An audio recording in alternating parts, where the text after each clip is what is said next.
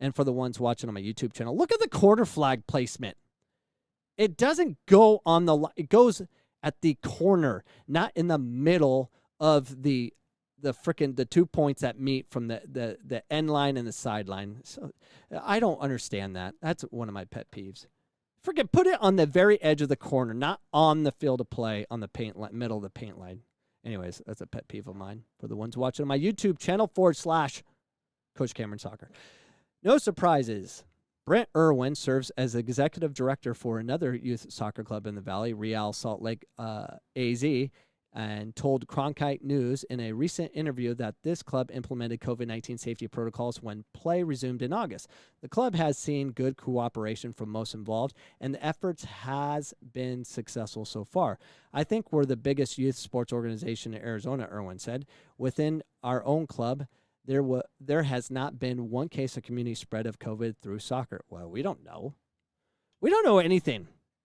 And I don't know how they track these things. I got it at soccer practice. Real Salt Lake is the biggest youth sports organization in Arizona. I think it is, but I'd rather call it the biggest uniform supplier. Because all they did is take a bunch of clubs, say, hey, where are our uniforms? Buy our uniforms. And, okay, look, they're the biggest uniform supplier. That's it. It's not like a real club that they, organize. They're all segmented.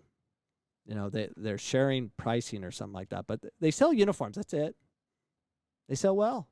But, yeah, on my son's Excel spreadsheet, it's RSL. You keep playing the same team. No, that's RSL East. That's RSL West. That's RSL Anthem. This is RSL whatever. Just a bunch of clubs that just merged in to help each other with sharing players. It helps smaller clubs. So I like the thought process, but I still like to call it a uniform supply company. That's what it is. It's not like they're really governing everything. Everyone just does their own thing. They just give them a place to be in a cool uniform. Look, we're RSL. People will join if you wear RSL because they're MLS. Major League Soccer. Speaking of RSL, sidetrack, and this is an important sidetrack. What would happen if the Rising, who has their own youth component, if the Rising purchased the rights to Salt Lake? And they moved it to Arizona, and they called it Phoenix Rising.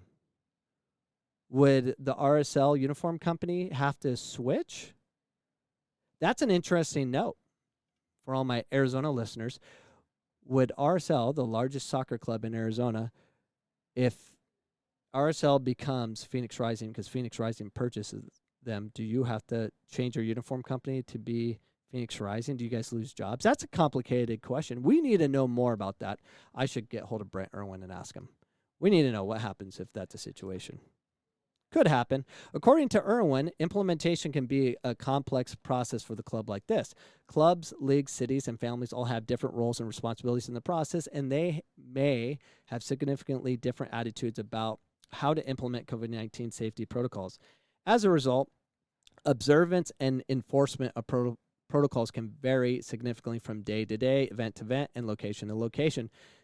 Despite the complexities, Irwin said the compliance that I have seen, not only within our club but statewide, has actually been fairly good, and I think it's shown by the lack of transmission.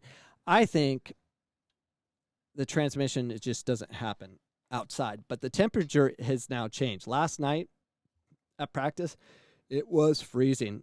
Here's a compliance in Phoenix, by the way. You enter the complex. They're like, you got your mask? Yeah, okay. And then you just take it off and you're in. It's just, you got to have your mask on for like 15 feet. It's just kind of like walk through the entrance. Got your mask? Yeah, and then you take it off. So last night I was very compliant because it was so flipping cold, Arizona cold anyways, that the mask was actually helping. So I'm going to keep my mask on because it is cold. It's a cold mother. Anyways, by and large, the families understand that it's serious, and I think they're taking care of the thing before they even get to the field. Irwin's. All right, the real news, my friends, the real news is this. The reason we follow the protocols because the crazy liberals they want to ruin your life. They want to take everything from you. They're just angry, angry people. I'm not saying liberals, because I'm a bit liberal. The crazy liberals. And then you have the crazy right wings. You got the crazy righties, and you have the crazy lefties. Well, right now the crazy lefties are in full engagement right now, and they're watching. And if you're not compliant according to the rules that do not make sense, you will be punished, and they'll take everything away from you. And they're gonna love it because they love forcing control on people. And that's how humans operate, right? We do really good when people tell you what to do. That's just how we roll.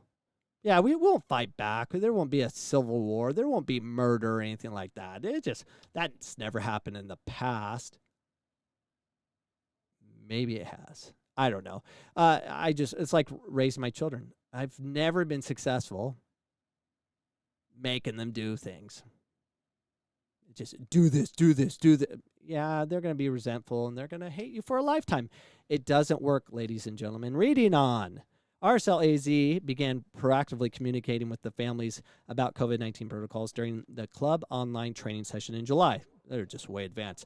The club followed up by making an educational video and creating a weekly newsletter to share information with family. Well, they got to do something. You get paid. I think that's I hope you enjoyed that segment. If you did, please subscribe to get my content 5 days a week.